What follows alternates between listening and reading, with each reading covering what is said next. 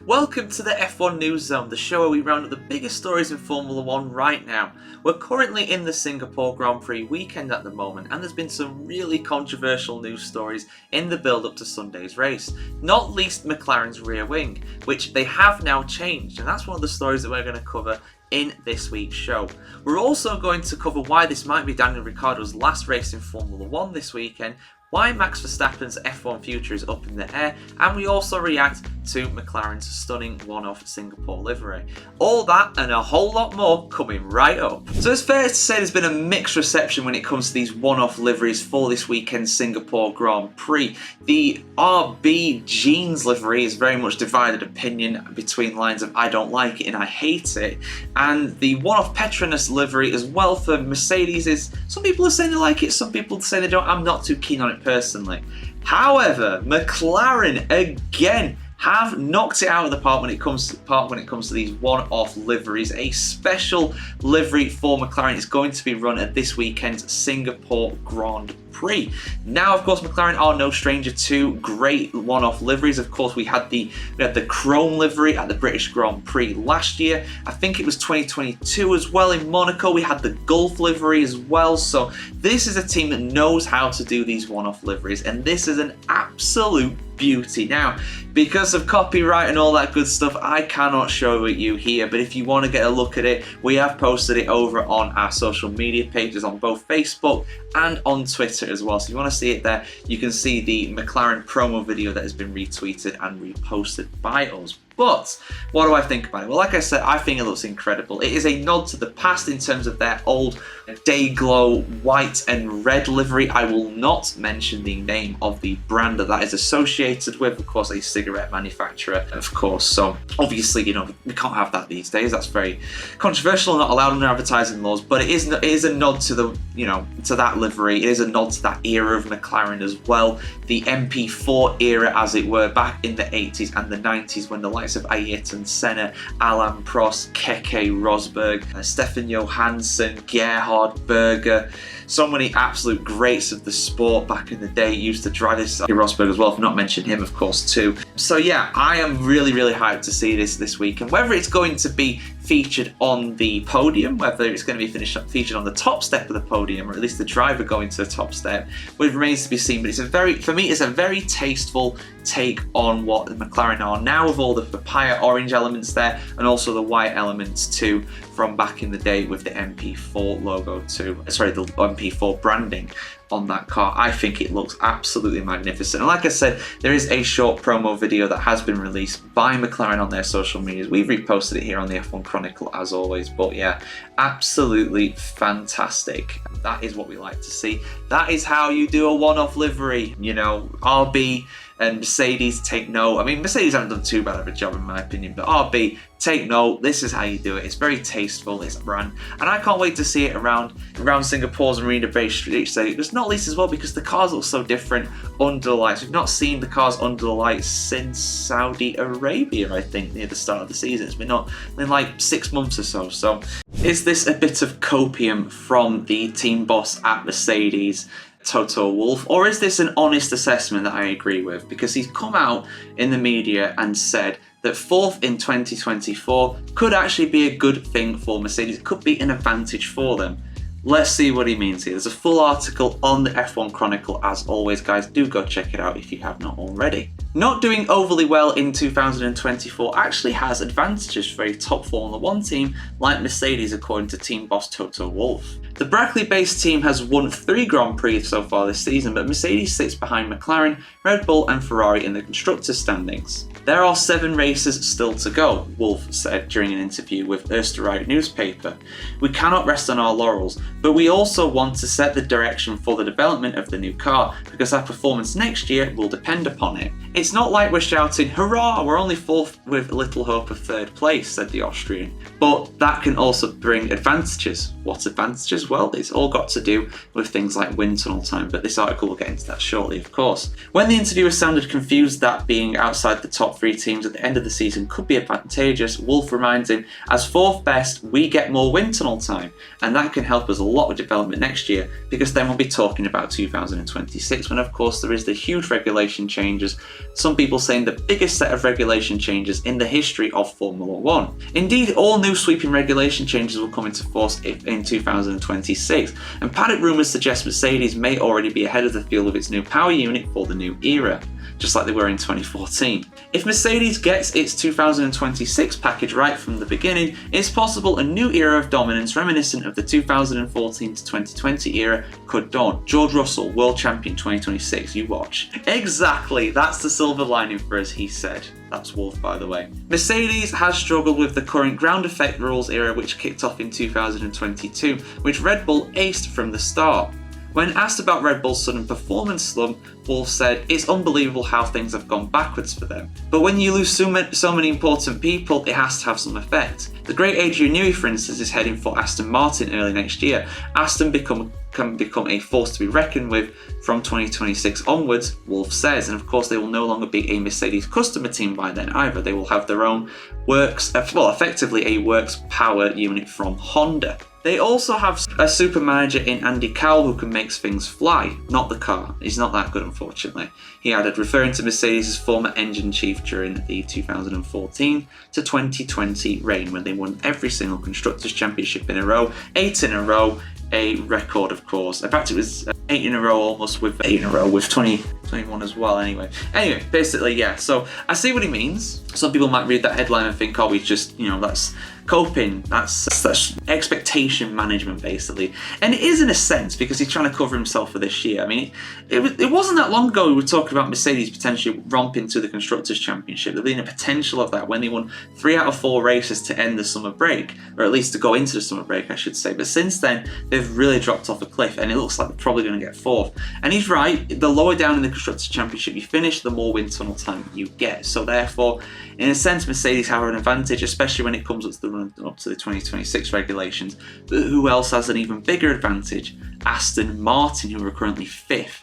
They're an outside bet. Very outside given their current form, but they are an outside bet to be very successful with the new regulations. But yeah, there we go, guys. That's what's basically been said. What do you think about Toto Wolff's comments, and where do you think Mercedes are going to finish this year in Formula One's Constructors' Championship? To be honest, I think they're going to stay 4th, to be honest. But let's see what happens. So rumour has it that Daniel Ricciardo might be racing in his final ever Formula One race this weekend in Singapore. Now, Ricciardo's future has been the subject of a lot of speculation over this year. Not only was he rumoured to be dropped in favour of Liam Lawson at the summer break, but he's also heavily rumoured to be dropped in favour of Lawson after this season. However, now there's a very strong rumour going around that Singapore is going to be his last ever Formula One race. So let's have a look here. So, full article on the F1 Chronicle as always, guys, and this centres around what Ralf Schumacher, the former Formula One driver, has said on the subject. So let's just see what's been said here, and I'll give my take on whether I think this is likely, and just my kind of thoughts on Ricciardo, really, because his career is it's not going the best recently, to be fair. But anyway, let's dive in. The Singapore Grand Prix this weekend really could be Daniel Ricciardo's last ever Formula One race.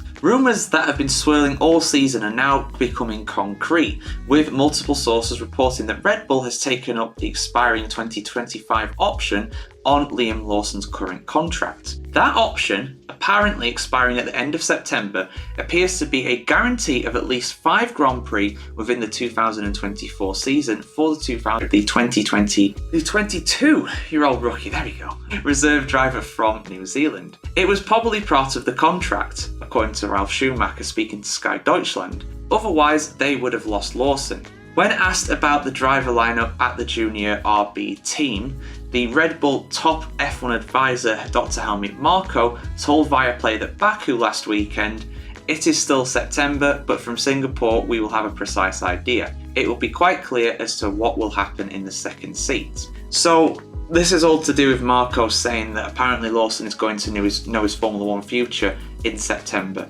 This is the last race in September. The next one is a month away after this at the United States Grand Prix. And if he was to be replaced, Ricciardo, by Lawson, then that would give them more than 5 races. I think it would give him about 6 or 7 really, because there's still quite a decent chunk of the season still to go at that point. Anyway, Schumacher believes team owner Red Bull will announce in Singapore not only that Lawson is replacing Ricciardo full-time in 2025, but that the youngster will be racing in the Australian seat from Austin onwards. It has not been officially confirmed, but unfortunately it seems to be Daniel Ricciardo's last race at Singapore, and from then on Liam Lawson will drive. RB is a junior team. That's what the management has always said and supported, and they've come out and said it pretty plainly this year so far too. We will rely on young drivers, and that's why it makes sense, Schumacher added. It is of course a great pity for Daniel, because we will be missing a driver who is super likeable and a pleasure to meet when you see him in the paddock. As for Ricciardo, CNN posted an interview with the 35-year-old this week, and he sounds resigned to the notion that his F1 career could be ending. If it ended today, I would be proud of what I've done, said the 8-time Grand Prix winner. But on the same note, you're never fully satisfied, because the reason I got to Formula 1 was to try and become world champion. That's something I'll obviously try and achieve until the day I retire, and I think that day is coming. Now, whether that day is coming after this, after the Singapore Grand Prix, we're yet to find out. But yeah, if rumours are to be believed, this could be his last race, and if that contract clause is true on Lawson, it kind of would make sense, because, you know, Red Bull have a habit of not promoting their young drivers. I know there's a lot of young drivers that have come through the RB system, of course I know that, but there are also a lot who haven't, who perhaps should have, or at least should have got a chance in Formula 1 anyway. And Liam Lawson might have done that, you know, thought about that when he signed his contract, just like, well, I'm going to sign this deal. And it might have been in lieu of what happened last season when he did some very impressive performance for AlphaTauri, because his signature would have been very sought after. Do you think that a team like Williams would have turned down Lawson if they came to him in place of Sargent for the start of this year, for example? I don't think they would have done. But Lawson would have signed on with RB, just like, right, look, you're not going to race the entire season again, you're going to have part of the season at the end. Maybe that's what's happened. We don't know. It's all rumours at the end of the day. But what do you guys think? Is this going to be Ricciardo's last ever Formula 1 Grand Prix this weekend? I expect if he is given the axe from RB, he's not going to be back in Formula 1 again, to be honest. But thoughts in the comments below, as always. So Max Verstappen's F1 future is the subject of much speculation. It has been for a long time now, ever since Hornergate kind of happened and then Adrian Newey left the team. There's been some really key people leave Red Bull over the past year or so, and there's been rumours about Max Verstappen maybe going to Mercedes, maybe going to Aston Martin now they've captured Adrian Newey. But he's admitting now openly that his future is up in the air in Formula 1. Let's have a look what he said. Full article on the F1Chronicle.com as always, guys. Max Verstappen freely admits that the direction of his Formula 1 career is currently up in the air. Amid Red Bull's performance decline off the back of internal turmoil and scandals and the departure of key team members, the triple world champion is being linked to a potential move for 2026 to either Mercedes or Aston Martin. As Verstappen sat down with reporter Maria Sangiorgio, I think so, yeah, at the Singapore Grand Prix, the Sky Italia host asked Verstappen if he is finding his experience in 2024 as strange. It's a season that is testing us, said Verstappen. Obviously, it started out pretty well, but I always prepare myself not to have massive expectations. I never thought that it would be the same as last year, but I didn't know it would change quite so drastically. It's time to keep calm and work together with the team to do a better job. He answered diplomatically when asked what impact Adrian Newey's departure has had. People always talk about it, said Verstappen, but I prefer to look to the future. You can try and think about what's different, but it won't change the situation. Instead, we have to look forward and learn how to become better. Singapore was the only race in 2023 that Red Bull didn't win, and the 26-year-old admits that he certainly wouldn't bet on us winning here on Sunday. So if this new failure to win Grand Prix continues, could he be tempted to make a switch to Mercedes or especially Aston Martin if Newey asks him to follow his lead with a move to the Silverstone-based team? People talk about these things a lot more than I do, Verstappen answered. I'm very relaxed. I think just about driving and trying to understand my problems and improve. Then I go home and have my life. I'm quite relaxed about the future. For me, it's very simple. I enjoy what I do, and as long as I enjoy it, I'll stay here and continue to drive in F1. If I want to go somewhere else, I'll go somewhere else. But at the moment, it's not in my head. However, it does seem to be on the mind of his father, Jos, who has reportedly even shaken hands with Toto Wolff on a potential move to Mercedes for 2026. That would require the existence of the famously rumoured exit clauses in Verstappen's Red Bull contract that is currently set to see him through to the team until 2028. Maybe yes, maybe no, Verstappen smiled and asked if the clauses really exist. As I said, I'm not thinking about this at the moment, but there are so many things I want to try and understand and do better this year. not in the years to come. He admits he could be offered an attractive deal by rival teams in order to get back to a winning car. Everyone in the paddock wants to win, so you can very easily switch from one side to another over the years. But I don't want my career to be like that. I don't want to be part of 4 or 5 teams. I want to build a strong and stable, nice relationship with everyone in the team and feel at home. Changing teams too often is not nice for me. It's also something I don't want to do at this stage of my career. My next step, if there is one, will be the last step, but the next step could be a renewing with this team. Everything is up in the air at the moment. So, what do I think about that? Well, Verstappen recently he's gone from one extreme where he's been mouthing off, for lack of a better term, being extremely aggressive over the radio with his engineers, extremely aggressive on track to being really, I don't know the term really, but not peaceful, just downtrodden more than anything on the track. Like, I'm not criticising him because I'm not saying that he could have defended, but he just didn't really even defend against Lando Norris at Baku, and he didn't really seem to go for a lunge on the brakes. And I know he had braking problems, and I know he wasn't that fast, but it's not Verstappen. And I'm not saying this as a negative, but he is known for those sort of moves. Whether they're right or wrong, he's known for them, and quite often they're wrong. So maybe it's the sense that he's actually changed his driving style to not be that aggressive anymore. But it's not him. I don't see the same Verstappen that we saw even a couple months ago. It feels like something's happened over the summer break. Or at least something's happened after Zandvoort, his own race that he won 3 times in a row.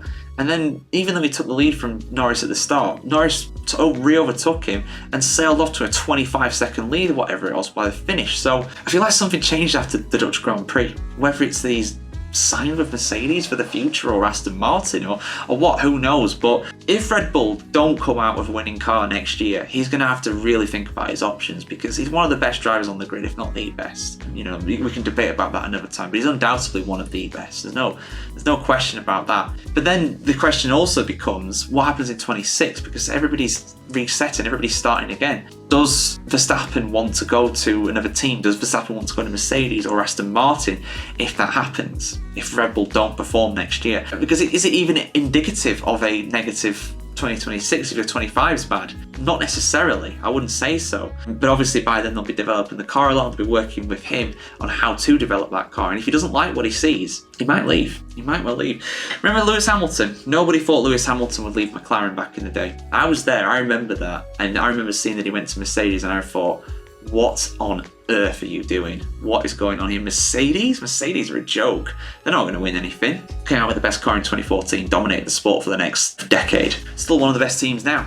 It's only now that McLaren have overtaken Mercedes after all this time, after 12 years. So, if things can change around in Formula 1, I wouldn't rule out Verstappen moving anywhere, but whether he can do it for 26, that depends on his contract, and it depends who you believe of what's in that contract. But those are my thoughts, guys. Let us know yours in the comments below. Will Max Verstappen leave Red Bull for the 2026 season? So, I put a video out. I've been speaking a lot about McLaren's rear wing. Obviously, they have the so-called Mini DRS, the magic wing, the passive DRS, whatever you want to call it. Something that has been the source of massive controversy since the Azerbaijan Grand Prix. Now, I actually said recently that, the FIA won't really do anything in terms of actually banning it or forcing McLaren to make modifications to it until next year. But as usual, I know nothing about Formula 1 as it turns out, because according to Jonathan Noble at autosport.com, they've been forced to modify their rear wing after the FIA have requested them to do so. So I'm just going to read out. Actually, I had to restart the article. I had to reload it because a pop-up ad got me, believe it or not. Autosport, sort your website out, man. What is going on there? Anyway, I'm glad you've put this article on it because I'm going to read from it now. Second time's the charm. McLaren is to modify its rear wing design after being asked by the FIA in wake of the controversy surrounding its Mini DRS system. With rival teams questioning the legality of the McLaren rear wing after the Azerbaijan Grand Prix, as the upper element appeared to rotate back to open up a slot in the, basically a gap in the rear wing. That's essentially what it is. I've already gone into how it works and everything. Absolutely ingenious by McLaren. It seems like it might not be totally legal anymore though.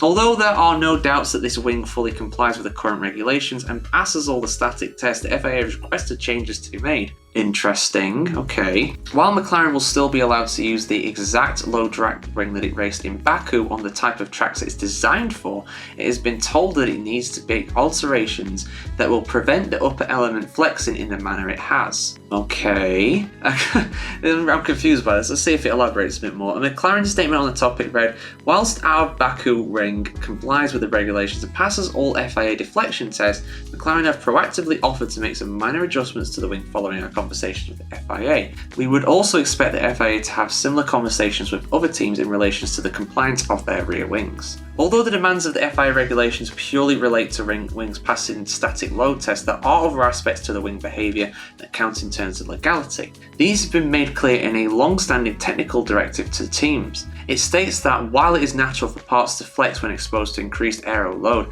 the FIA does not deem components that are deliberately designed to move in a specific manner. So essentially they can't have like an active aerodynamics, another DRS of some kind. Basically it can't be deliberate, it can't be like an F duct or something like that. Look at what the F duct was. Maybe I'll do a video on that at some point, guys. That was an interesting innovation by Lex and McLaren back in the day as well. In TD 34, Technical Directive 34, the FAA states that it does not consider legal designs whose structure's characteristics are altered by secondary parameters so as to produce, while running at the track, a different deflection characteristic than when stationary during the FAA checks. Examples of secondary parameters could be temperature, aerodynamics, load, etc. The FAA's decision to ask McLaren to modify its rear wing came in the wake of some unease from rival teams over what the design is doing. While the FIA has previously brushed away team concerns about flexible front wings, it had left the door open for taking action about what was happening at the rear. This will ease concerns from teams that if the McLaren design was given the all clear, then it could open an arms race to teams to further exploit the regulations. One team boss told Autosport, aero elasticity is a factor for many, many years now. Even if a wing passes the FIA test, the regulations remain very clear. The component cannot be designed to flex. But how do you prove that? How do you prove that something is designed to flex? Unless you get like the original engineering drawings that it's made abundantly clear that, you know, that's what they're wanting to do. Or if it's just a happy accident, for lack of a better term, you know, just a coincidence, just like, oh, it turns out it does this. You know, back in the day with the fan car, for example, you know, they claimed that was, you know, not to increase downforce, that was just a side effect to what was going on, which was an absolute load of rubbish, of course, but that is what they argued. We rely on the FIA to say, okay, what are the boundaries of that? Of course, everything will flex to a certain degree, but what is acceptable and what is not? And that is not what's really defined by the FIA and their regulations, as far as I can tell. And again, like I've said in a few videos, I have been through the regulations. If I've missed something, please tell me, but I don't think I have. I can't find anything in there. As long as it passes the deflection test and it's not deliberately designed to flex, you're fine. But how do you prove it's not deliberately designed to flex? It's very tough, that. And yeah, some people will say, oh, it's not in the spirit of the sport. And to that I say, again, a load of rubbish. You know, that's not Formula One. It's never been Formula One, and it'll never be Formula One. Simple as that. We're starting to see the extremities being exploited again, and I think it's down to the FIA to decide, is that okay? In which everybody will pile in, or as per the regulations, the way it's written, does that comply? There is a large scatter of who's doing what now, obviously with a lot of interest in the McLaren rear wing after Baku, and there is performance in it. Of course there is. That is why everyone is chasing it, but it's just knowing what is reasonable and what is taking the urine. That's the direct quote there. And that's the thing, it's so hard to tell who is deliberately doing this and who isn't. I mean, you might say that McLaren are deliberately doing it. I can't say they're not. I can't say they are either, but it is doing it. And how McLaren have modified this wing, I don't know. That is not really clear at this moment in time. According to the article, it's just a modification. We don't know what. And I'd also heard rumours that the passive DRS was not going to be on the wing for this race because it is a low-speed track. It only comes into play at high-speed track. And when does a low-speed track become a high-speed track? Would it be there for COTA? Possibly. They've got a very long straight there, so I don't know, guys. I'm not sure. I mean, I don't know what's actually happened with this. In terms of the actual performance advantage it gives McLaren, again, that's yet to be determined. Oscar Piastri did a very good job in keeping Charles Leclerc behind, though, at Azerbaijan. With that passive DRS not being there, maybe he wouldn't have been able to. It definitely would have been closer. There's no way it couldn't have been closer. But that's my kind of thoughts on it, guys. I'm not sure what's been done. I'm not sure if this is right, but I understand that it's very much opening Pandora's box if they don't do something. And I think if the FIA outright, I mean, but how do you ban it? When does a flex become deliberate? Again, it's just opening the can of worms, and there's no right or wrong answer here. But what McLaren have done, if they've done that, is admirable. But then again, it's like, How much is that going to change? Was it going to be on the car anyway? How much of an effect would it have had? Well, we don't know. We don't know. You know, it's asking how long is a piece of string. It completely depends on the scenario, and without a test in effect, you know, a Singapore Grand Prix and then another Singapore Grand Prix, we don't know what the difference it makes. So yeah, I could go on about this for a long time, but basically something's been altered. The FA has had a quiet word in McLaren's ear and just be like, look guys, you know, let's not take this too far. And they've just kind of gone from there. So we'll see how it affects McLaren's performance. It'd be interesting to see if they don't win the race, or they struggle to keep ahead of cars, or struggle to pass. Again, we don't know. We don't know what's going to happen, but I'll be fascinated to see what happens. It is interesting the FA has done this though. They've not changed the regulations, but they've said to McLaren, don't do that. Change your wing. So we'll see what happens. And yeah, for much more F1 content, keep it tuned here to the Formula1Chronicle.com. Like, share, comment, subscribe, and ring the bell as well for much more motorsport content here on the F1Chronicle.com.